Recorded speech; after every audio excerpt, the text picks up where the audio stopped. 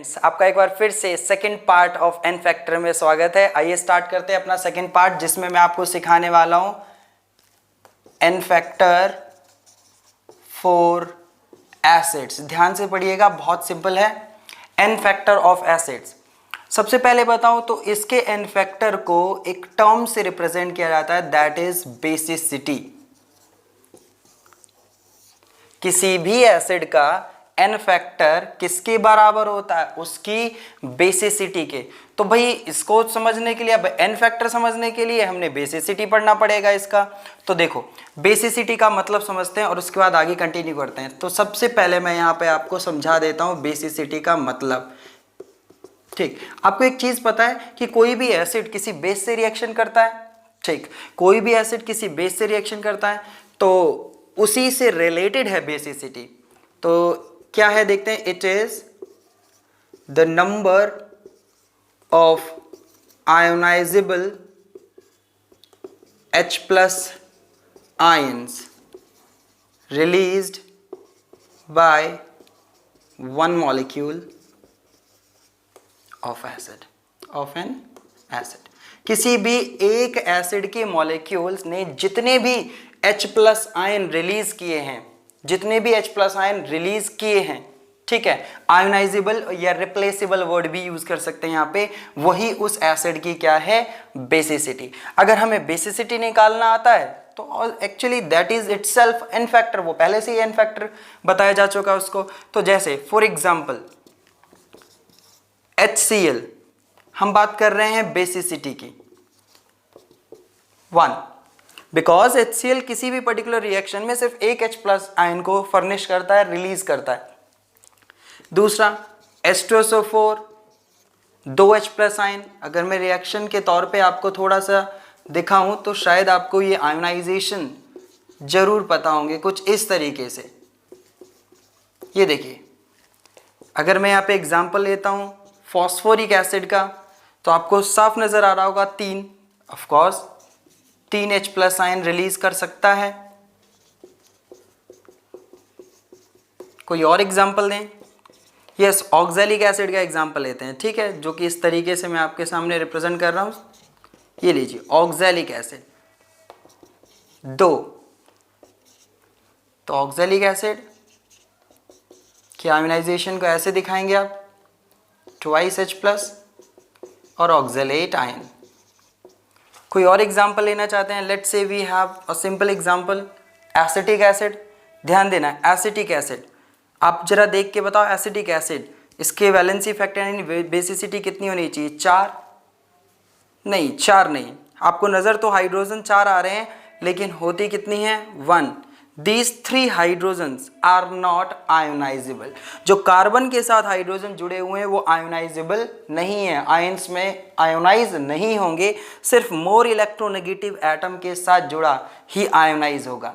तो it is 1। कुछ इसी तरीके के अलग एग्जाम्पल के साथ देखिए, एक और एग्जाम्पल देता हूं, H3PO3, हम इसे बोलते हैं फॉस्फोरस एसिड।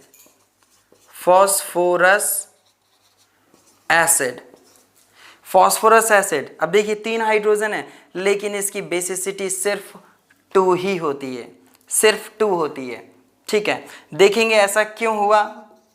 ठीक है, देखेंगे ऐसा क्यों हुआ, एक ही बेसिसिटी क्यों, जबकि हाइड्रोजन तो भाई उसमें हमें 3 नजर आ रहे हैं।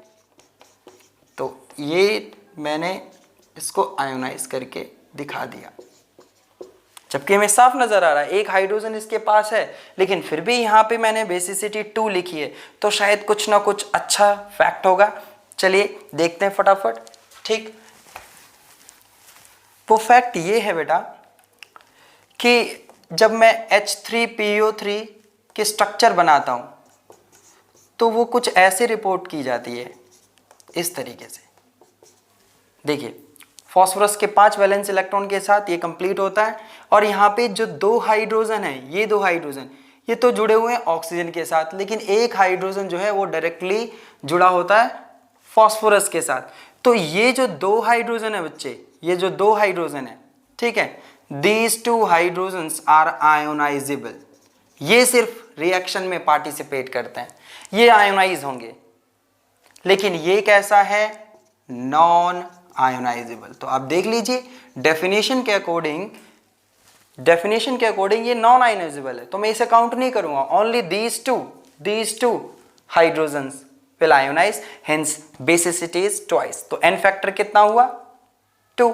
ठीक है, एक बहुत ही सिंपल इसी तरीके का एग्जाम्पल और है जो कि इसी फैक्ट पे समझाया जाता है, दैट इज H3PO2। एसिड का नाम जो है हाइपोफॉस्फोरस है, हाइपोफॉस्फोरस। इस हाइपोफॉस्फोरस की बेसिसिटी 1 होती है, 1। फिर से देखिए भाई, भ्रम में डाल रहा है तो 3 लिखा, तो यहाँ 3 है, फिर भी 1 लिखा हुआ है, तो शायद कुछ इसमें भी एबनॉर्मेलिटी है, कुछ कहते हैं कि झोल हो सकता है। तो जरा देखिए यहाँ पे अगर मैं आपको समझाऊं तो 2 है, तो इस हिसाब से स्ट्रक्चर बिल्कुल ठीक है। देखिए चेक कर लीजिए, 3 हाइड्रोजन, 1 फॉस्फोरस और 2 ऑक्सीजन के साथ। तो आप चेक कर सकते हैं, this only hydrogen is ionisable, ये अकेला है आयोनाइजेबल भाई, और ये 2 कैसे हैं, नॉन आयोनाइजेबल। तो आप समझ चुके होंगे। ठीक, तो इस हिसाब से H3PO2 का जो n फैक्टर हुआ, यानी बेसिसिटी कहें या n फैक्टर बोल सकते हैं, वो दोनों एक ही चीज है यहाँ पे अब। So that is 1। एक और भी अच्छा एग्जांपल लेने के लिए आप चेक कर सकते हैं यहाँ पे, कई बार ऐसा होता है जैसा दिखाई देता है वैसा नहीं होता। जैसे अगर मैं यहाँ पे आपको एग्जाम्पल में दूं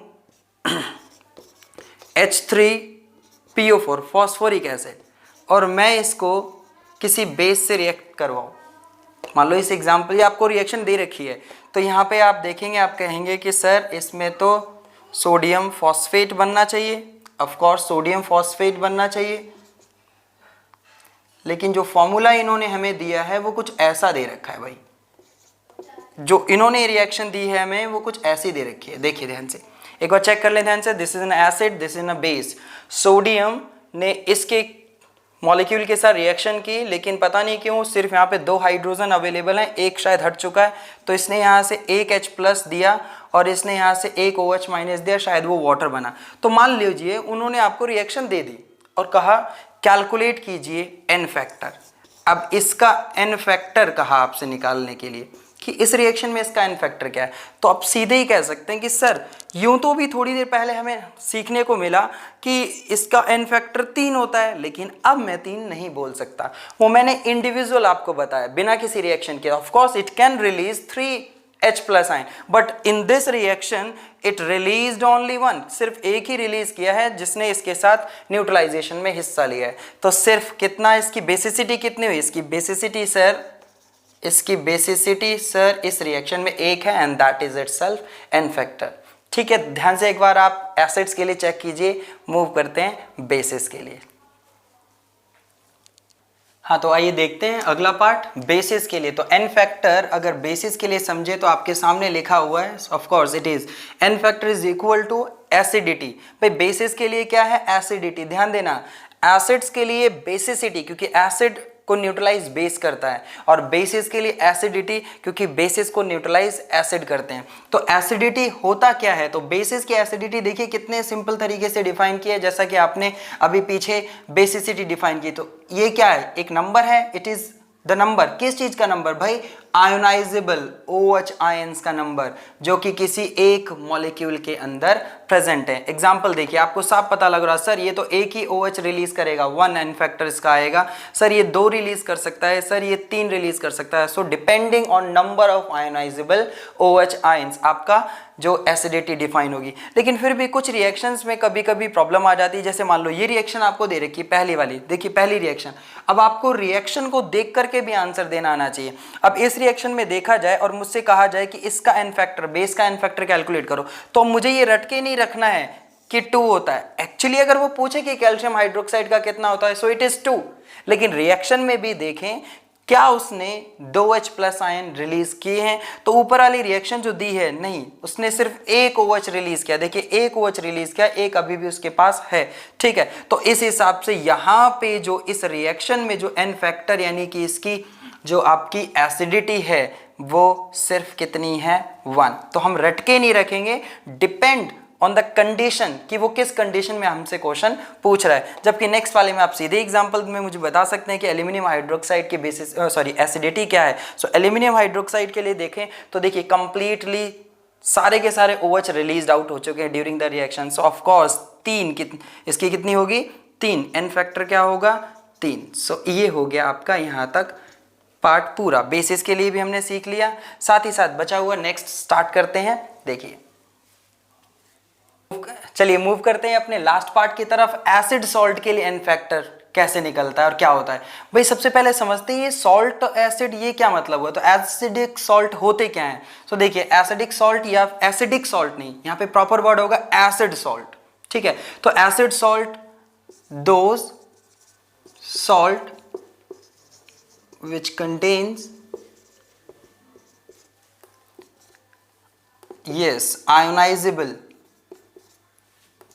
H प्लस आयन। अब डाउट में आता दिमाग सर ये इसमें सॉल्ट में भी एसिड कैसे हो सकता है, तो जरा चेक करते हैं एग्जांपल।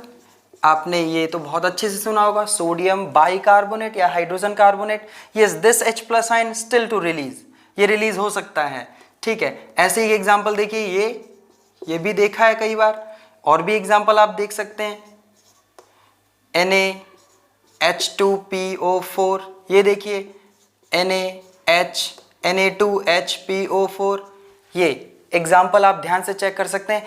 इनमें आपके आयोनाइजेबल H प्लस आयन है, आयोनाइजेबल H प्लस आयन है। अगर इन्हीं में मैं आपको एग्जांपल सबसे पहले मैं लिख देता हूं कि एन फैक्टर एसिड सॉल्ट के लिए क्या होता है, number of ionisable H plus ion. ध्यान से देखिए, अब एग्जाम्पल के तौर पे जैसे पहला NaHCO3, तो मैं यहाँ पे N फैक्टर बता रहा हूँ इसके लिए, तो आप सीधे ही देख पा रहे हैं कि ये एक H आयोनाइजेबल है, रिप्लेसेबल है, रिलीज हो सकता है, इसलिए आपका 1। ऐसे ही सेम एक H इसमें भी है, सोडियम बाइसल्फेट या सोडियम हाइड्रोजन सल्फेट में। Similar in case of this, ठीक, सॉल्ट हैं, ध्यान देना ये पीछे जो एसिड सीखे थे उन्हीं के सॉल्ट हैं। तो यहां पे देखा जाए it has these two. Now the next one जो कि इसी का ऊपर वाले का ही हिस्सा है, एक और सोडियम एडेड है, एक और हाइड्रोजन हट चुका है, तो बचेगा एक hydrogen. It has 1 replaceable hydrogen. अगर मैं यहां पे बात करूं क्या ये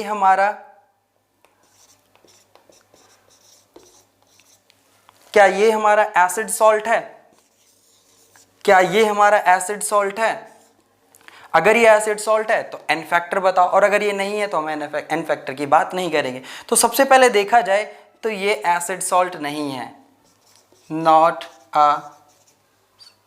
एन एसिड सॉल्ट। भाई कैसे पता लगा, तो आप देखो ध्यान से, जहां पे भी मेटल आयन है वहां पे वापस इसको हाइड्रोजन दो हाइड्रोजन जब इसे दोगे तो टोटल कितने हो जाएंगे 3। जरा चेक करो, जब 2 हाइड्रोजन यहाँ पे दोगे, ये जो बेस ने मेटल दिया उसको हटा दो, उसको H दे दो, तो ये जो सॉल्ट है ना आपका जो ऊपर लिखा हुआ ये इस एसिड का सॉल्ट है। और इस एसिड के अंदर 2 ही H प्लस थे, जो एक HP के साथ जुड़ा था वो तो आयनाइज होता ही नहीं, जो पीछे आपने स्ट्रक्चर के थ्रू देखा। सो 2 H प्लस आयन आयनाइजेबल थे, वहां पे 2 सोडियम आ चुके हैं, जो एक आयोनाइज हो ही नहीं सकता था वो अभी भी प्रेजेंट है। तो इसके पास कोई भी आयोनाइजेबल H प्लस आयन नहीं है, तो इस हिसाब से हम इसके एन फैक्टर की बात नहीं करते, ठीक है। तो इस हिसाब से आपका पूरा हुआ, ठीक, नमस्कार।